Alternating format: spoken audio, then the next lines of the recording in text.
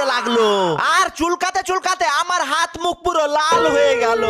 ওই পাপ্পা, তোমাকে দেখতে তো একদম লাল মুখওয়ালা বানর লাগছে। তোর ছোট মুখে বড় কথা, দাঁড়া তোকে দেখাচ্ছি মজা।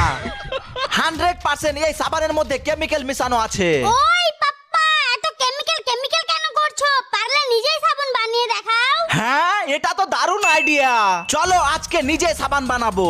আর তখনই আমি গাছের উপর থেকে নিমের পাতা পেড়ে আর অ্যালোভেরা কেটে নিয়ে ভালোভাবে ধুয়ে নিলাম। তারপর পাতাগুলোকে ছুটিয়ে অ্যালোভেরা থেকে জেলগুলো বের করে নিলাম। এরপর এগুলোকে মিক্সচারে দিয়ে দেখো পেস্ট বানিয়ে দিলাম। এবার এই সব পেস্টটাকে টুকরো টুকরো করে কেটে গলাতে দিয়ে দিলাম। আর যখনই এই সব পেস্ট গুলো গলে গেল, তখনই সব পেস্টটি তার মধ্যে ঢেলে ভালোভাবে মিশিয়ে নিলাম। বাস একটা মোল্ড নিয়ে সেগুলোকে তার মধ্যে ঢেলে দিলাম।